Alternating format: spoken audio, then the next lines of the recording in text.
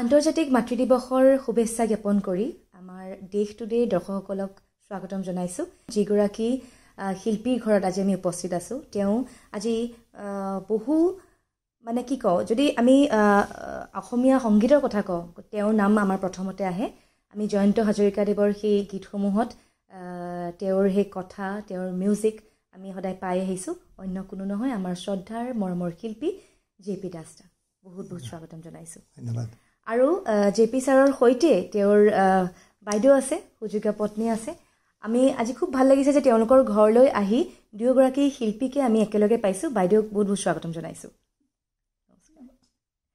আৰু যিহেতুকে আজি আমি মাতৃ দিৱসৰ এই সুন্দৰ ক্ষণত আপোনালোকৰ ঘৰলৈ আহিছোঁ, গতিকে আপোনালোকৰ পৰাও দুআষাৰ শুনিম বুলি ভাবিছোঁ যে আপোনালোকৰ মাতৃ দিৱস বুলি কোৱাৰ লগে লগে মনলৈ কেনেকুৱা কথাবোৰ আহে?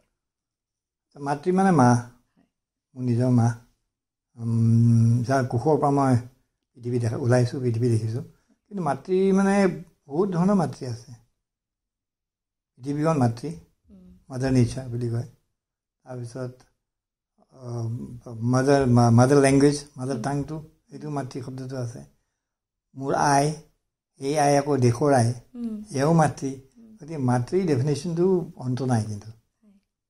গতিকে মাৰ লগত মই সৰুৰ পৰা যেতিয়া জন্ম হোৱাৰ পিছৰ পৰা মায়ে যিটো মৰম দিলে মোক, সেই মৰমটো চাগে চবেই ভাবে তেনেকৈ। মোৰ নিচিনা মৰম কোনো মাকে কাকো দিয়া নাই যেন লাগে মোৰ। কাৰণ যিটো মৰম কৰিছিলে, তেওঁ মা মাষ্টৰণী আছিলে, পিছত টিচাৰ আছিলে। গৈ পেলাই আমাৰ কাৰণে কি কি খোৱা বস্তু বনাই পেলাই খুৱাই, টিফিনত যেতিয়া ৰুটি দি পঠিয়াই, এডভান্সত শ্বিলং কৰোঁতে, এখন ৰুটি দিলে এচি 10খনমান ৰুটি বেছি সোমাই দিয়ে। মানে সেই মৰমটো। আৰু মাকে সদায় ল'ৰা ছোৱালীৰ পুতেকৰ মুখলৈ চায়, ঘৈণীকে চাই হাতলৈ। গতিকে মাকৰ মৰমটো ডেফিনেটলি বহুত ওপৰত আছে। ঘৈণীকৰ মৰমটো নাই বুলি নকওঁ মই, এওঁ মোৰ কিনাৰতে আছে। 50 বছৰ 51 বছৰ একেলগে থাকিলোঁ, এওঁ মৰমটো হৈছে। কিন্তু মাকৰ মৰমটো মই আজি মাতৃ দিৱস কাৰণে মাকৰ মৰমটো অকণমান বেলেগকৈ কৈছোঁ। মাকে যিটো মৰম কৰে ল'ৰা ছোৱালীক, সেইটো সঁচাই থাকিব। আৰু মাৰ ওপৰত, মাতৃৰ ওপৰত যিটো আছে শব্দ, মই ভূপেন দাই এটা গান গাইছিলে, বুকু হম হম কৰে মোৰ আই। এই আইটো কিন্তু সেই মাক নহয়, এইটো আই দেশৰ আই। মই ভূপেন দাৰ ৰিলিভেঞ্চিটো চাই পেলাই,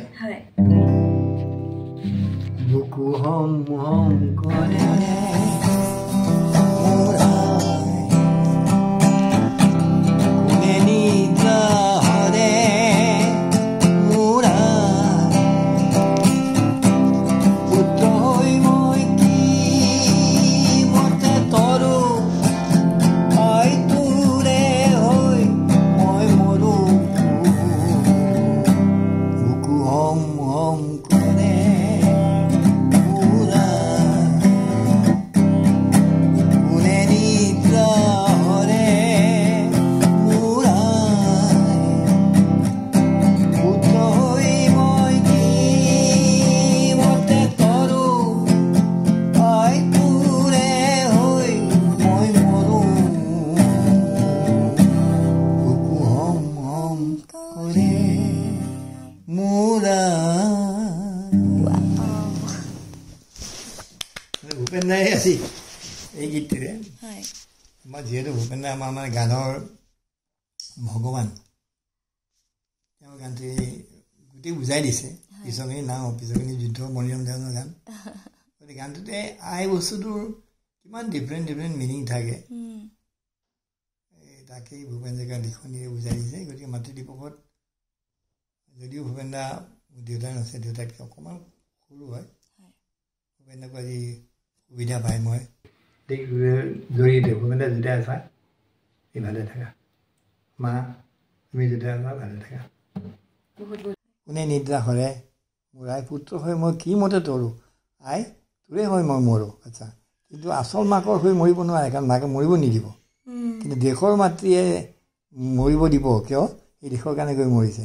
গতিকে দুটা মাতৃৰ ডিফাৰেঞ্চ আছে।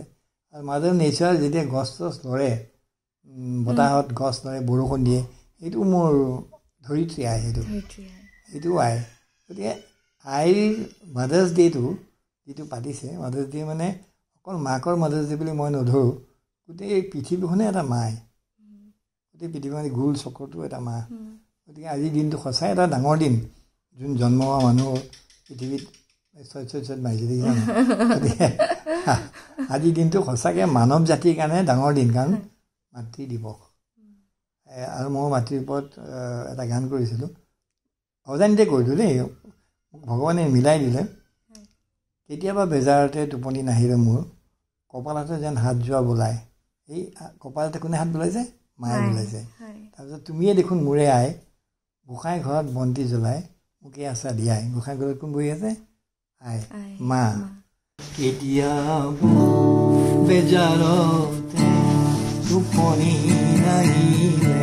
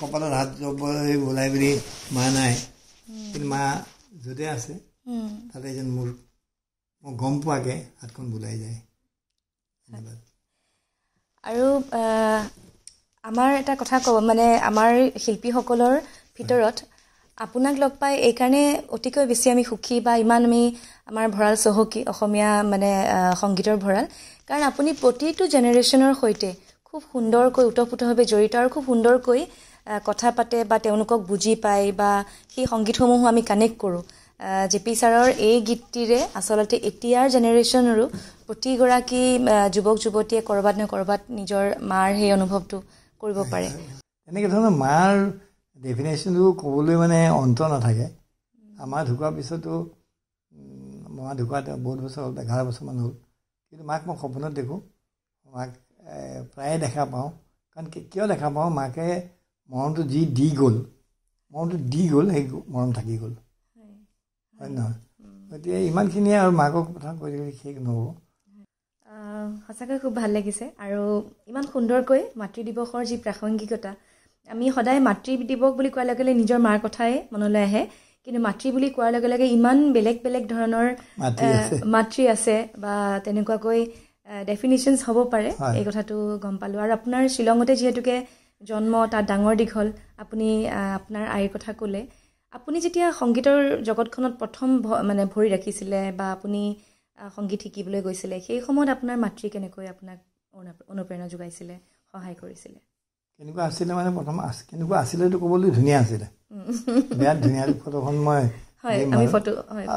ডিব্ৰুগড় মা ডিব্ৰুগড় হয় দেউতা গোলাঘাটৰ শ্বিলঙত চাকৰি কৰি আছিলে মা আহি পেলাই সহজ সৰল গাঁৱৰ ছোৱালী যেনেকৈ মানে পৃথিৱীখন ধৰি ৰাখিব পাৰে তেনেকৈ আমাৰ গোটেই ফেমিলিটো ধৰি ৰাখিছে ধৰি ৰাখি পেলাই আমি আছোঁ তেনেকৈ যেনেকৈ থাকিলে মা তেনেকেই থাকিলে 2030 চনত 2013 চনত ঢুকাইছে গতিকে মাক যিখিনি পাইছোঁ সেইখিনিতে গোটেই জীৱনটোতে মোৰ সোমাই আছে গতিকে ক'বলগীয়া কথা নহয় মা মোৰ কাৰণে কেনেকুৱা আছে মায়ে আৰু এই স্ত্ৰী মা ঢুকোৱাৰ পিছত মাৰ ৰোলটো লয় এগৰাকী গৃহিণীয়ে মানে হেৰিৰ কাৰণে মোৰ কাৰণে ইমানেই আৰু এনেও কোৱা হয় যে নাৰীৰ মাজত মা থাকেই সদায় মা থাকে গতিকে বাইদেউৰ পৰা অকণমান আমি চমুকৈ হ'লেও কিবা এষাৰি আমি মাতৃ দিৱসৰ বাবে সুধিবলৈ বিচাৰোঁ মা তুমি য'ত